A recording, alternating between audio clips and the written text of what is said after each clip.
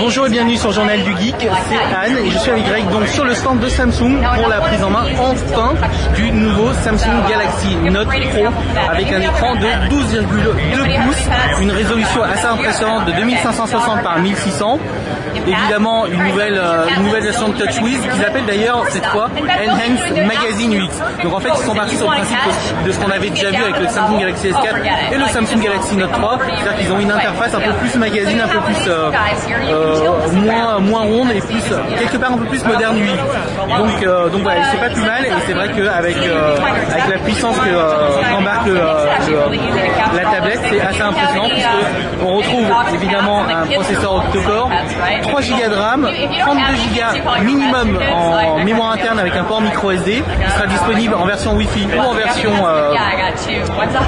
3G, 4G, un APN derrière de 8 mégapixels, 2 mégapixels devant, une batterie de 9500 mAh et après on retrouve évidemment le Wi-Fi AVG NAC, MIMO en plus, le Bluetooth 4.0 et surtout comme le Galaxy Note 3, on le voit pas là mais c'est un port USB 3.0. Voilà, en termes de finition on retrouve le design qui avait été instauré avec le Galaxy Note 3 et le Galaxy Note 10.1 édition 2014. Donc vous savez c'est cette cover un peu cuir et tout ça, même si ça reste du plastique. Ma foi, avec le temps j'utilise de plus en plus le 10.1, le Note 10.1 édition 2014 et le Note 3 et je trouve que c'est vrai que c'est pas plus mal, ça rend le plastique vieillit pas comme le Galaxy S4 et quelque part quand on le tient en main ça reste quali. Une des premières choses qui impressionne quand on prend cette Galaxy Note Pro 12.2, Note Pro tout court puisqu'il n'y a que la Note Pro, c'est qu'elle est super légère. Avec un écran de 12,2 pouces, elle fait 750 grammes et 753 grammes en version 3G 4G. Donc c'est assez impressionnant.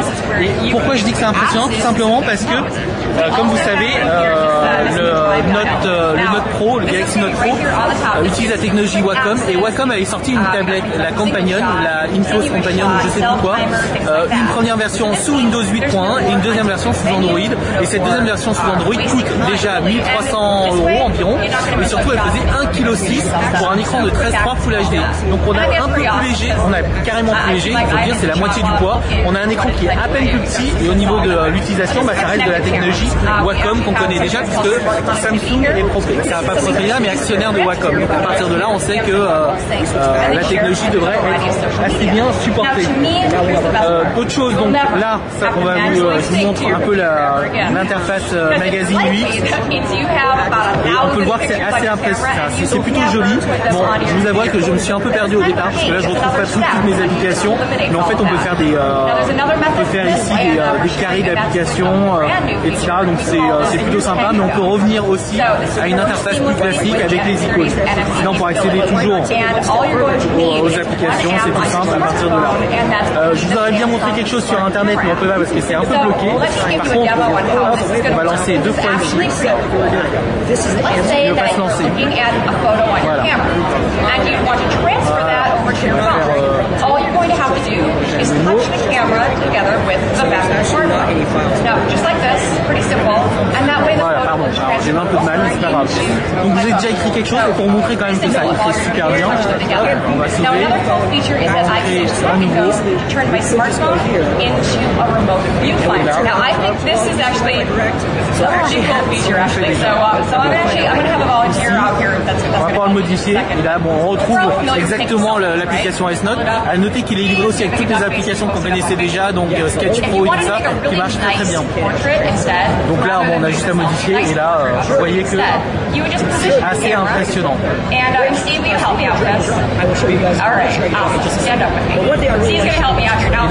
la deuxième chose qu'on connaissait déjà avec le Note 3 et les Note 10.1, c'est qu'on peut poser sa main pour dessiner et ça c'est quand même assez, c'est vraiment très très agréable. Voilà, ce n'est pas tout. On sait aussi que le Galaxy S4, Note 3 et tout ça proposait déjà du multi-fenêtrage à hauteur de 2 fenêtres. Ben là, on peut en faire jusqu'à 4. Alors, je vais vous montrer là tout simplement. On prend la galerie, on lance la galerie, ça on connaît. Je prends maintenant un navigateur internet, je le peux peser là aussi. Je vais prendre mes contacts, je le pose là. Et on va continuer avec, je sais pas, mes messages par exemple. Hop, mes messages. Donc vous pouvez voir que vous avez 4 applications qui tournent très très bien directement là-dedans. Et surtout là vous avez une petite chose qui est assez sympa, c'est que vous pouvez appuyer ici. Donc, en fonction de l'application où vous êtes en train de où il y a vous êtes dessus, vous pouvez aussi laisser appuyer sur ce petit curseur et le déplacer. Et là ça redimensionne automatiquement. Voilà. C'est plutôt sympa. Et donc là, vous avez les options, c'est-à-dire que si vous voulez les agrandir complètement, ben voilà. Et sinon on retrouve ce qu'on avait déjà et pour fermer il suffit de faire ça, par exemple, ça, tout simplement. Ou alors même là, voilà. Voilà, je crois que j'ai à peu près fait le tour sur tout ça. Juste un petit rappel concernant le stylet, donc c'est un stylet, c'est le même stylet, exactement le même stylet qu'on avait déjà sur le Galaxy Note 3 et le Galaxy Note 10.1 édition 2014, je vais y arriver, donc avec leur 2048 niveau de pression et toujours ce petit bouton qui vous permet d'accéder à Air Command. Bon là, voilà, Air Command qui vous permet par exemple tout simplement de lancer une application. Là je dessine l'application, c'est le carré de l'application, la calculatrice, hop, et elle apparaît. Donc ça marche plutôt bien et c'est vrai que le multitâche fonctionne bien. Les seuls regrets que je peux avoir vis-à-vis de cette tablette, c'est que Samsung travaille encore sur leur interface.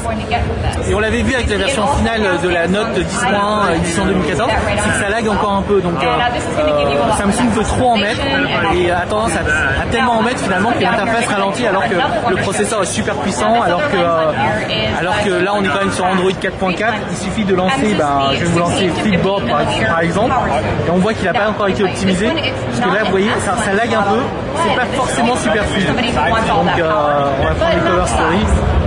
Et il y a toujours une sorte de faux lag. Alors soit il est en train de charger, soit il charge le cache. Mais dans tous les cas, il y a quelque chose qui manque et Samsung devrait travailler là-dessus pour améliorer un peu mieux cette fluidité générale. Au niveau des écrans de notification, on voit que même si on est en Android 4.4, Samsung ne sépare pas les notifications comme le propose par exemple Lexus chez Google. Donc là on avait juste les notifications sur les mails et de l'autre côté on avait l'accès à tous les raccourcis. Ici on a toujours accès directement, on a un seul écran de paramètres.